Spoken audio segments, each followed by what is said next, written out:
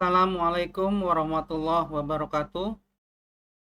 Untuk saat ini saya akan memberikan sedikit tutorial untuk pembuatan formulir pajak 1721A2 atau SPT tahunan bagi ASN, baik PNS maupun P3K. Nah, formulir 1721 ini akan menjadi acuan bagi ASN untuk membuat ataupun melakukan pelaporan pajak di situs DJP online. Nah, mari sebelumnya langsung saja kita melakukan tutorialnya secara perlahan. Di sini akan ada 4 sheet, yaitu sheet perhitungan, sheet data pegawai, dan sheet A2, serta sheet 7. Sekarang kita masuk ke sheet data pegawai. Nah, di dalam data pegawai ini terdapat beberapa sheet yang harus Bapak Ibu semua isikan. Yang bagian pertama, kita mulai dari mengisikan NPWP. Contohnya seperti ini.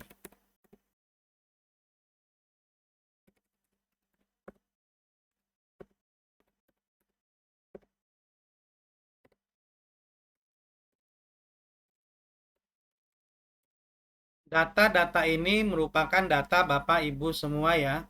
Saya di sini akan mencontohkan untuk guru yang P3K.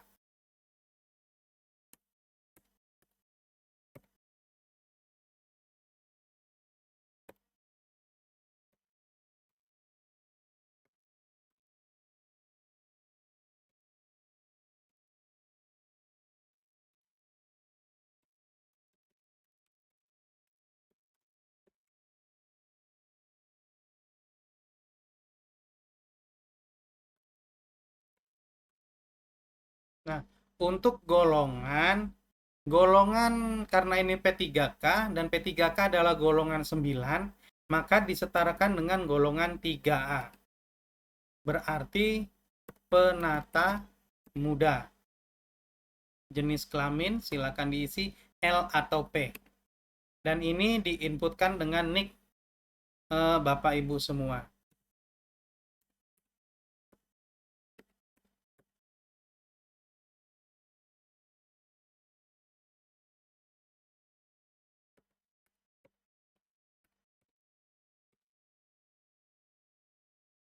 Di sini pada kolom ini Bapak Ibu mengisikan status perkawinan. Kawin atau tidak kawin. Kalau janda dia berada di TK. Kalau menikah maka dia di K. Dan untuk ini Bapak Ibu isikan dengan jumlah anak. Jumlah anak yang menjadi tanggungan itu biasanya 2 atau 3. Kita isikan, saya contohkan di sini jumlah tanggungan anak 2. Dan untuk sheet berikutnya, kolom berikutnya, ini diisi dengan Bapak Ibu mengajar di sekolah mana. Masa ini adalah 01 bulan 12. Nah, Bapak Ibu semua, untuk sheet kolom-kolom yang ini nanti Bapak Ibu tengok di amprah gaji pokok dan amprah gaji 13 dan 14. Untuk gaji pokok, itu nanti biasanya perkaliannya adalah jumlah gaji pokok dikali 14, termasuk tunjangan struktural. 14 itu bagi PNS ataupun P3K 2021. Tapi kalau bagi P3K 2024, itu kalau saya nggak salah, hanya dikali 9. Yang pasti Bapak Ibu ingat gaji pokoknya sendiri dan juga tunjangan struktural atau fungsional. Ini bisa lihat di amprah gaji Bapak Ibu semua. Nah, untuk mengisi yang ini, maka kita akan masuk ke kolom penghitungan. Nah, di kolom penghitungan ini akan ada 2 nanti. Ini semua tergantung dari kabupaten ataupun provinsi Bapak Ibu ya. Yang saya buat ini adalah untuk Kabupaten Kampar. Ini ada 2. Karena saya adalah P3K 2024, maka saya mengambil rumus penghitungan yang berwarna hijau Hijau apa ini? Hijau muda lah ya, kita anggap. Nah, maka kita geser, kita mengambil yang di sini. Nah, Bapak Ibu tinggal menginputkan saja gaji di sini. Gaji P3K 2024 itu kan Rp3.203.600. Maka sudah Bapak inputkan di sini, lalu akan ketemu hasil di sini. Rumus ini jangan dirubah. Ya, ini jangan dirubah. Nah, masukkan saja ini gajinya. Kalau memang gajinya lebih dari 3 juta, maka inputkan di sini. Silakan tengok di Ampra Bapak Ibu semua. Saya rasa untuk P3K angkatan 2024 kemungkinan besar sama semua. Terlebih yang di Kabupaten Kampar. Nah, kalau sudah Bapak Ibu inputkan, maka akan muncul di sini. Nah, silakan untuk hasil ini Bapak kopikan. Tekan aja Ctrl C.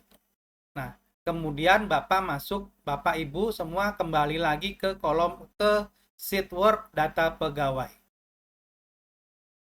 Silakan Bapak pastekan, silakan Bapak atau Ibu pastekan di sini.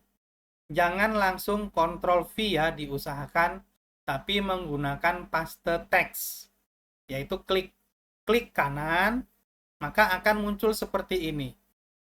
Bapak Ibu pilih yang ada angka 123. Kalau tidak ada 123, biasanya di sini ada huruf A. Itu boleh juga. Silakan Bapak pastekan, Bapak Ibu pastekan. Maka ini sudah jadi. Nah, untuk yang kolom tunjangan fungsional, Bapak Ibu lakukan hal yang sama. Silakan kembali ke kolom penghitungan. Nah, Bapak Ibu lihat juga di Amprah di bagian tunjangan fungsional atau tunjangan struktural. Kalau P3K 2024, saya rasa itu sama, 327.000. Kalau ini berbeda, maka silahkan di kolom ini bisa diinputkan sebagaimana angka yang ada di Amprah Bapak Ibu semua. Nah, kalau ini sudah diinputkan, maka akan menghasilkan ini. Ini lakukan hal yang sama. Silakan dikopikan, Ctrl C, lalu kembali lagi ke data pegawai. Silakan kembali pastekan di sini. Oke. Nah, untuk yang tunjangan beras, kalau di format saya, ini sudah ada rumus penghitungannya di atas ini. Rumus dasarnya itu kalau satu orang itu 72.420. Ya kan? Ini untuk satu orang. Maka kalau dia satu jiwa, ini dikali 1. Kalau dia 2 jiwa, maka dia dikali 2. Tinggal Bapak Ibu tengok. Nah, kembali lagi ke bagian sini. Ini Bapak Ibu adalah kawin atau menikah dengan jumlah tanggungan anak 2. Status kawin berarti Bapak ataupun Ibu memiliki suami atau istri. Nah, suami atau istri dengan Bapak Ibu itu sudah 2 orang. Ditambah 2 orang anak, berarti sudah berjumlah 4 orang. Maka di dalam tunjangan beras, ini dikali 4. Angka 14 ini jangan dirubah kalau yang sudah ada rumusnya. Kenapa? Karena angka 14 ini termasuk juga sama seperti gaji pokok, yaitu gaji 12 bulan ditambah gaji 13 dan gaji 14, maka menjadi 14 bulan. 4 ini adalah jumlah jiwanya, sebagaimana tadi yang sudah saya terangkan. Silakan ini dirubah sesuai dengan kondisi Bapak Ibu. Kalau Bapak Ibu hanya suami dan istri berdua, berarti berdua. Kalau anak 1 bertiga, berarti 3. Kalau 4, maka 4. Kalikan, ini sudah selesai. Dan untuk yang tunjangan lain, ini diambil dari pembulatan. Kita masuk lagi ke sheet penghitungan, pembulatan. Nah, Bapak Ibu semua tengok di Amprah gajinya, di bagian pembulatan. Berapa angka pembulatannya? Masing-masing orang ini akan berbeda. Bisa berbeda, bisa sama. Silakan Bapak Ibu tuliskan berapa pembulatan yang ada di ampra Bapak Ibu semua. Saya contohkan di sini di ampra saya misalkan pembulatannya 60. Bapak Ibu tidak harus 60 ya. Ada yang 0 ya tulis 0. Ada yang 3 ya tulis 3. Ini saya contohkan saja 16. Nah, begitu juga di pembulatan gaji 13 dan 14-nya Bapak Ibu tengok di ampra gaji 13. Tengok berapa pembulatannya. Kalau pembulatannya misalkan 60, silakan ditulis 60. Kalau 80, ya tulis 80. Ini contoh saja ya Bapak Ibu. Nah, kalau sudah seperti ini, kalau ini 0, ya tulis juga 0. Nah, kalau sudah seperti ini, 2, maka ada hasil yang ini. Nah, hasil yang ini, penjumlahan pembulatan gaji pokok 13 dan 14, Bapak Ibu kopikan. Dan Bapak Ibu pastekan lagi di kolom yang ini. Nah, ini sudah selesai. Dan kalau ini sudah selesai, silakan Bapak Ibu geser lagi ke bagian akhir. Nah, di sini ada penghasilan kotor atau bruto. Yang putih-putih ini semua rumus. Bapak Ibu hiraukan saja. Bapak Ibu fokus hanya pada kolom-kolom yang berwarna. Yang ini berwarna biru, dan yang satu lagi berwarna hijau stabilo. Mohon maaf, ini terlewat jauh tadi. Nah, ini hijau stabilo. Nah, yang ini akan dilakukan 2 kali penginputan. Yang ini diambil kalau Bapak Ibu sertifikasi, masukkan di sini. Kalau Bapak Ibu non sertifikasi, Bapak Ibu dapat tamsil, maka jumlah tamsil masukkan di sini. Dan juga nanti yang kedua, kalau Bapak Ibu ada TPP, TPP-nya juga diinputkan di sini. Sekarang kita kembali lagi ke sheet penghitungan. Nah, ini dia. Kalau Bapak Ibu sudah sertifikasi, maka gaji pokok ini sama dengan yang ini ya, sama yang gaji pokok. Hanya saja, untuk yang P3K 2024 ini sama. Tapi kalau untuk P3K 2021 ini akan berbeda. Gaji pokok itu akan dikali 14, sertifikasi hanya 12. Tapi karena saya P3K 2024, jadi jumlahnya sama. Nah, Bapak Ibu inputkan lagi gaji di sini. Ini sebetulnya sudah tidak perlu diinput karena akan diambil dari sheet row nomor 4 ini. Dari gaji pokok. Nah, jumlah yang ada di sini, ini Bapak Ibu kopikan ke tempat yang tadi.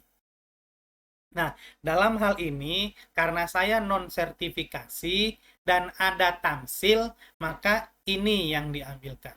Ini sudah tidak perlu dirubah. Tapi Bapak Ibu, ini untuk Kabupaten Kampar. Untuk kabupaten lain bisa berbeda, maka ikuti aturan tempat di mana kita bekerja. Nah, kalau sudah, ini tinggal dikopikan, dipastekan ke dalam sini. Nah, kita kembali lagi ke sheet penghitungan. Dan untuk TPP, untuk tempat kami, di kabupaten kami, untuk TPP ini sudah seperti ini. Ini sudah disusun oleh orang bendahara dinas. Silakan nanti Bapak Ibu ambilkan. Yang pasti yang sekarang, data ini sudah selesai. Bapak Ibu inputkan. Ini ya Bapak Ibu. Ini sampai di penginputan. Untuk pencetakan, karena ada tamsil dan ada TPP, nanti akan ada 3 lembar. Yaitu formulir 17217 dan 17221A2. Nah, yang pertama Bapak Ibu lakukan kalau untuk pencetakan, Bapak cetak ini, Bapak Ibu cetak formulir yang ini dulu, 17217. Ini nanti akan terbaca otomatis ya Bapak Ibu. Setelah Bapak Ibu cetak ini, Bapak Ibu kembali lagi ke kolom penghitungan. Kalau Bapak Ibu ada TPP, masukkan jumlah TPP ini ke sheet yang tadi ini. Setelah ini masuk, Bapak Ibu cetak lagi yang formulir 17217-nya. Nah, setelah kedua-duanya ini sudah dicetak, yaitu lembar untuk penghasilan sertifikasi atau tamsil, serta lembar untuk penghasilan TPP. Setelah ini selesai, baru Bapak Ibu mencetak, silakan mencetak yang form 1721A2.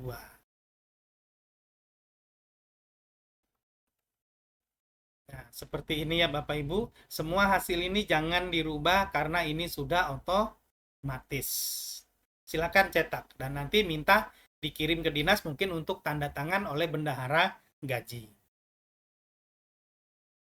Ya, seperti itu ya Bapak Ibu tutorial singkat dari saya bagaimana cara mengisi formulir pajak tahunan ASN tahun 2024. Saya kira demikian, saya akhiri. Wassalamualaikum warahmatullahi wabarakatuh.